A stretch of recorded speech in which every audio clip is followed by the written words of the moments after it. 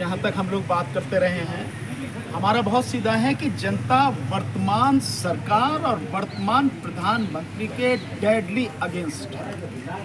अंधभक्तों को छोड़ दें तो उनके साथ कोई नहीं, क्योंकि देश की हालत उन्होंने जिस तरह से कर दी, देश जिस तरह से आर्थिक रूप से गड्ढे में जा रहा है, अंधाधुंध जो कर्ज ले लिया गया और अंधाधुंध इस देश में जो बेरोजगारी है, लोगों की कमर टूट चुकी है, उससे जनता पूरी तरह से इनके विरोध में।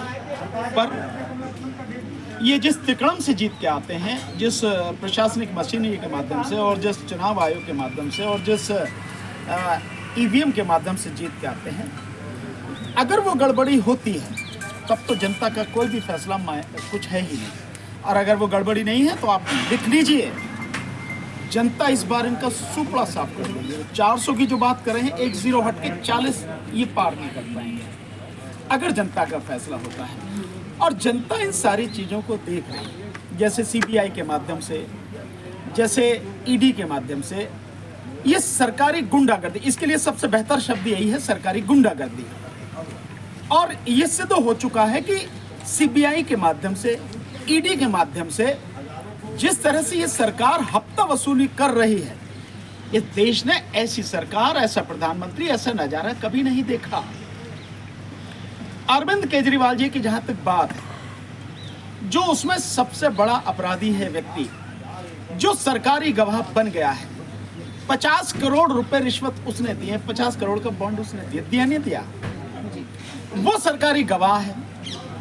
और अरविंद केजरीवाल या और जो भी हैं, चाहे वो हमारे संजय सिंह हो या जितने भी बाकी साथी हैं, उनके खिलाफ अभी तक ऑफिशियली कोई भी डाटा नहीं, कोई भी रिकॉर्ड नहीं है, कोई भी एविडेंस उनके खिलाफ नहीं है। सुप्रीम कोर्ट भी इस बात को कह चुकी है ओपनली, और अब अरविंद केजरीवाल के मामले में ये सारी बात आ रही है। बावजूद उसके न केवल अरेस्ट किया गया बल्कि उन्हें जेल के अंदर रखा गया है।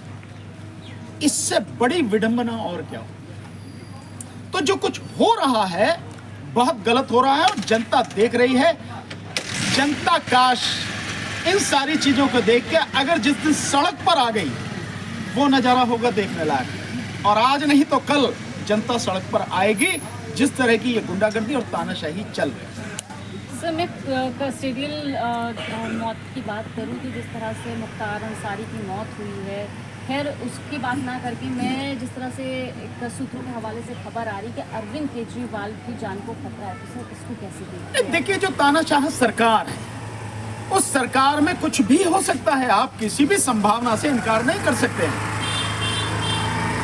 तो व्यक्ति की सुरक्षा वाकई में बहुत जरूरी है। कोई भी कानून हमारा ये कहता है, 2-3 चीजें हैं जिसके ऊपर हमारा क्रिमिनल लॉ इस देश का बेस है। वो ये कहता है, चाहे 100 के 100 गुनहगार छूट जाएं, लेकिन किसी भी बेगुनाह को सजा नहीं होनी चाहिए। और इसी को देखते हुए उसका आधार बनाया गया कि जब तक सिद्ध न हो जाए कोई भी दोषी नहीं।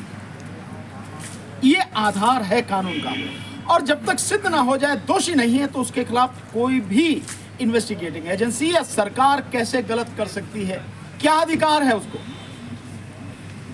जो अदालत है, किसी भी अपराधी को, किसी भी मुलजिम को सजा देने का अधिकार किसको है? अदालत को। अदालत भी सजा दे सकती है, लेकिन किसी को गाली नहीं दे सकती, किसी को थप्पड़ नहीं मार सकती, अदालत भी। तो कोई इन्वेस्टिगेटिंग एजेंसी कैसे कर सकती है? लेकिन ये भी इसी देश का सच है कि राजनीतिक दुश्मनी के लिए कुछ भी कराया जा सकता है। जेलों में कत्ल भी हुए हैं, सबको मालूम है। और अभी जैसे मुख्तार अंसारी जी की आपने बात की, उनकी भी जैसे मौत हुई है, उस पर सवालिया निशान खड़े हो रहे हैं। अब तो बाकी सारी चीज़ें अगर ईमानदारी से उनकी बॉडी का पोस्टमार्टम हो जाता है, इन्वेस्टिगेशन हो जाती है, सच तो तभी पता लगेगा। और इस सरकार में सच सामने नहीं आता। सच आता है पत्रकारों के माध्यम से। आप जैसे जो 4 PM जैसे पत्रकार हैं, जैसे न्यूज़ लॉन्ड्री जैसे हैं, जैसे न्यूज़ मिनट वाले हैं, जैसे द वायर वाले हैं, ये लोग हैं जो सच ला रहे हैं निकाल के, अपनी जान को जोखिम में डाल के। सो आप लोग सच निकाल पाए तो निकाल पाए, बल्कि सरकार की तरफ से नहीं आएगा। दिक्कत है, संभावना कुछ भी हो सकती है। सर, जिस तरह से ये जो इलेक्टोरल बॉन्ड की बात करूँ, दुनिया का सबसे, हमारे देश का तो सबसे बड़ा जो एक घोटाला है वो है, और इस पर बात नहीं करते, प्रधानमंत्री कुछ नहीं बोलते हैं। जिस तरह से चंदा दिया गया पार्टी को, उसके बारे में कुछ बयान नहीं दे रहे हैं। नहीं, प्रधानमंत्री क्या बोलेंगे भाई? कुछ बोलने लायक और मुंह दिखाने लायक नहीं है देश का प्रधानमंत्री। मतलब वसूली प्रधानमंत्री बन गया, एक तरह से यही कहा जाएगा ना। आप बताइए कि जिस कंपनी की इनकम ही साल की 2 लाख या 12 लाख या 20 लाख रुपए है, वो कंपनी 160 करोड़ से ज्यादा का चंदा दे रही, कहां से दे रही? ये मतलब ये नहीं साफ समझ में आ रहा कि ये मनी लॉन्ड्रिंग इसके अंतर्गत आती है। इससे बड़ा भ्रष्टाचार क्या होगा? और फिर आप उन्हीं कंपनियों को आप धंधा दे रहे हैं, सब कुछ सामने है। आपने जो 2G स्पेक्ट्रम का मामला था जिसमें अपना हल्ला मचाया, वही स्पेक्ट्रम की बोली आप न लगा के सैटेलाइट के माध्यम से एयरटेल को दे दिए ना आपने। ये तो अब आ रहा है, आप देखो। और कैसे दिया कि एयरटेल से आपने 350 करोड़ से ज्यादा का चंदा ले लिया आपने। तो आपने बिना बोली के, रिलायंस भी कहता रह गया भाई इसमें कम से कम वो तो लगवाओ, इसकी बोली तो लगवाओ, तभी तो होना चाहिए। उसके बिना, नीलामी के बिना कैसे होगा? आपने दे दिया, कानून में परिवर्तन कर दिया, उसके लिए सब कर दिया। सो ये जो सरकार है, ये यूं कहो सीधे सीधे सरकार क्या है, देश का जो वर्तमान प्रधानमंत्री नरेंद्र मोदी है, ये आदमी, इसको सत्ता की और सत्ता के लिए पैसे की इतनी हवस है, इस देश में आज तक कभी किसी को नहीं। उसके लिए किसी भी सीबीआई का इस्तेमाल करना हो, ईडी का इस्तेमाल करना हो, किसी को डराना हो, किसी को धमकाना हो, डरा धमका के उससे पैसा हफ्ता वसूली करना हो, उसके आगे भी किसी हद तक ये व्यक्ति जा सकता है, और ये सबके सामने। इससे बड़ा देश का दुर्भाग्य नहीं। देश की जनता को इतना घिनौना जो रूप सरकार का दिख रहा है, वो पहले कभी नहीं दिखा। मैं ये नहीं समझ पा रहा हूं कि देश की जनता बर्दाश्त कैसे कर रही है सारी चीज को, क्योंकि अल्टीमेटली इसका असर किस पे पड़ेगा? जनता पर। जब देश में एक ऐसा प्रधानमंत्री बैठा है कि वो सत्ता के लिए किसी भी हद तक गिर सकता है, उसके लिए जो बेईमान है उनको संरक्षण दे सकता है, उनको सपोर्ट कर सकता है, उनको चंदे के बदले धंधा दे सकता है, उनको पूरी तरह से प्रोटेक्ट कर सकता है। आपको ध्यान होगा, ये सरकार आई थी जो 15 लाख वाली बात हुई, तो ये कहा कि स्विस बैंक में जो पैसा है, इसी सरकार के कार्यकाल में वो स्विस बैंक में दुगने से ज्यादा पैसा हो गया। भ्रष्टाचार कम हुआ, भ्रष्टाचार बढ़ गया। और अभी तो आप ये देख रहे हो, ये चंदा दो धंधा लो, इलेक्टोरल बॉन्ड का। अभी तो पीएम केयर जिस दिन खुलेगा, पीएम केयर फंड जिस दिन खुलेगा, उस दिन पता लगेगा कि जिन चाइनीज कंपनियों ने पैसा दिया उसमें उनको क्या क्या धंधा दिया, पता लगेगी। एक तो बहुत मोटा सही है कि टाटा ने जो पैसा दिया पीएम केयर फंड में, उस पीएम केयर फंड में दिए गए पैसे के बदले एयर इंडिया टाटा को दे दिया गया। धीरे धीरे आप जाने, कोटक महिंद्रा का आ रहा है, आपको समझ में आ रहा है कि जिस कोटक को जो है उसका बंद करने जा रहे थे सारा सब कुछ, उसी को मालिक बना दिया। कहता नहीं इसमें कुछ गड़बड़ नहीं है, सब ठीक ठाक है। ये हुआ ना। सो इस हालात में आज की तारीख में देश चल रहा है। ये देश के लिए बहुत गंभीर परिस्थिति है। देश के लोगों को, देश की जनता को सोचना पड़ेगा। क्यों पड़ेगा इसका असर? अगर बेईमान, एक नंबर छटा हुआ भ्रष्ट व्यक्ति प्रधानमंत्री होगा, सत्ता की हवस जिसमें होगी, वो आदमी लोगों के लिए क्या काम करेगा? कुछ नहीं, उसे करना ही नहीं है। इसलिए हर चीज का जो है निजीकरण हो रहा है, इसलिए हर चीज ठेके पर दी जा रही है, और ये निजीकरण और ठेका इस देश को तबाह करने वाला है।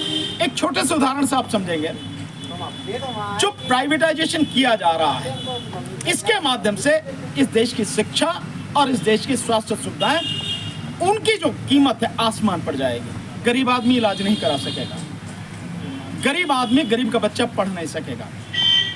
इसके अलावा जो ठेका पड़ता है उसका नतीजा क्या है? ये मानो ये नाली ही साफ करनी है, नाली साफ करने वाला व्यक्ति जो पहले नाली साफ कर रहा था, आज भी वो नाली साफ कर रहा, नाली वही साफ कर रहा है, लेकिन ठेका दे दिया गया है। ठेके में बीच में दूसरा व्यक्ति आ गया। जो व्यक्ति पहले नाली साफ करता था उसको 40,000 रुपये मिलते थे, आज वो ठेकेदार उसी काम के सरकार से ले रहा है 50,000 रुपये। उस काम करने वाले को दे रहा, काम वही कर रहा बेचारा, कोई और नहीं कर रहा। उस काम करने वाले की तनख्वाह जो उससे पैसे मिलते हैं वो 10 से 15,000 रुपये हो गए। यानी बीच का जो 35,000 है, 30 से 35,000 है, वो पैसा कौन खा रहा? 3, इनको सीधे सीधे आप ये वो क्या कहते हैं ना, एक्सटॉर्शन वाले गुंडे हैं। ये कौन कौन है? सरकारी अधिकारी, ठेकेदार और नेता। ये तीनों मिलकर वो 35,000 जो है उसके नाम से 50,000 ले रहे हैं, उसे दे रहे हैं 15,000 और ये 35,000 ये तीनों गुंडे खा रहे हैं। सरकार में बैठे हुए लोग, नेता और अधिकारी और ठेकेदार, काम वही आदमी कर रहा। ये ठेका पिटता इस तरह से तबाह करेगी सर। आपने इस देश को तबाह कर। आपने 15 लाख की बात याद दिला दी, तो मुझे भी एक प्रधानमंत्री जी का बयान याद आ गया कि वो अब कह रहे हैं कि जो ईडी द्वारा ब्लैक मनी लाया गया है वो हम जनता में बांटेंगे। अब इसको कैसे देखते हैं? उससे ये पूछो कि पहले तो ये बता कि ईडी द्वारा कितनी लाई गई ब्लैक मनी जो। दूसरी बात, अगर वाकई में तुम इतने ईमानदार हो तो जो पीएम केयर फंड में एक एक पैसा है वो कहां से आया, किसने दिया, और जिसने दिया उसको कितने का तुमने धंधा दिया, ये बता पहले तुम। ईमानदारी तभी तो पता लगेगी। नहीं तो इस देश का प्रधानमंत्री मेरी नजर में तो छटा हुआ बेईमान है, भ्रष्ट है एक नंबर। इससे बड़ा भ्रष्ट, इससे बड़ा बेईमान मैंने तो देखा नहीं कि देश में हुआ हो कोई भी प्रधानमंत्री या कोई भी और भी हुआ हो, इस कदर बेईमान आदमी। सो आप ये कह रहे हो कि ये ईडी द्वारा लाया गया पैसा, पहले आप ये बताओ कि जो पीएम केयर फंड में है वो कहां से। दूसरा, इलेक्टोरल बॉन्ड है ना, अभी आपने कहा कि प्रधानमंत्री एक शब्द नहीं बोल रहे, तो प्रधानमंत्री पहले ये बताएं कि किस किस उद्योगपति से आपने कितना पैसा लिया और जिन लोगों के यहाँ रेड मारी उनके खिलाफ कितनी कानूनी कार्रवाई की, और अगर नहीं की तो क्यों नहीं की, और उनसे आपने चंदा लिया कितना लिया, और उनको धंधा कितने का दिया, ये बताओ। आप एक एक चीज का खुलासा करो, तभी तो प्रधानमंत्री की ईमानदारी पता लगेगी। लेकिन नहीं बोलेंगे। इस प्रधानमंत्री की एक बड़ी खासियत है, झूठ बेशर्मी से बोलना है, सच से बिल्कुल टांगें कांपती हैं, और आपको कोई सूचना मिल जाए ये संभव नहीं है। आप अपनी जो पत्रकार हैं, खोजी पत्रकार हैं, अपनी मेहनत से निकाल लो तो निकाल लो, अन्यथा कुछ भी होने वाला नहीं है। सो झूठ बोलते आए हैं, बड़े बड़े शब्दों का इस्तेमाल करते हैं, बड़े बड़े नारों का इस्तेमाल करते हैं, बड़ी बड़ी योजनाएं बनाते हैं, लेकिन अंदर क्या होता है? कुछ नहीं, पूरी तरह से खोखला। इस देश के लोगों पर सबसे ज्यादा टैक्स इसी प्रधानमंत्री ने लगाया है। दूध पर टैक्स लगा दिया, बच्चों की कलम पेंसिल पर, कागज पर टैक्स लगा दिया, ऐसा पहले कभी नहीं था।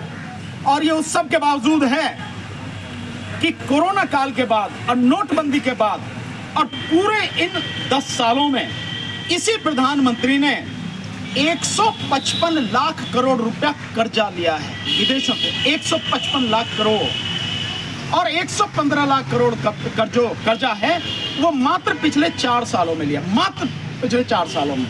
सो प्रधानमंत्री से ये पूछो, देश ने पिछले 60 साल में, 60 या 62-64 साल में जो उस पर कर्जा था वो कर्जा था 55 लाख करोड़, ठीक है। और इस प्रधानमंत्री ने मात्र 10 साल में 150 लाख करोड़ रुपया कर्जा और ले लिया। ये बता भाई, इस कर्जे का किया क्या? इस कर्जे से कितने लोगों को रोजगार मिला, कितने बेरोजगार बच्चों की जिंदगी सुधरी? इस कर्जे से बता कि कितनी गरीबी दूर हुई। इस कर्जे से बता कितने अस्पताल बनाए, कितने स्कूल बनाए, कितने रोजगार के साधन तूने बनाए। कुछ किया? कुछ नहीं, कुछ भी नहीं।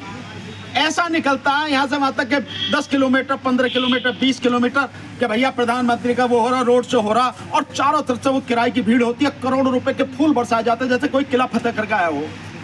वो तो 400 पार का नारा दे 400 पार क्या, अगर ईवीएम हटा दो तो मैं लिख के दे रहा हूँ 40 भी पार कर जाए, हमेशा के लिए राजनीति छोड़ दूंगा, आंदोलन करना छोड़ दूंगा। मैं जानता हूँ सुपड़ा साफ हो जाएगा, 40 पार नहीं कर पाएगा अगर बैलेट पेपर से चुनाव हो गया तो। और हिम्मत नहीं है ईवीएम को हटाने की, हिम्मत नहीं है उसकी, लेकिन एक दिन हम ही हटाएंगे, देखेंगे आंदोलन करके पूरी जनता जब खड़ी होगी हम ही हटाएंगे। और एक दिन तो जाना ही है उसको, जो आया है वो जाएगा। अच्छे अच्छे तानाशाह इसी मिट्टी में मिल गए, ये किस खेत की मूली है, इसका भी यही अंत है।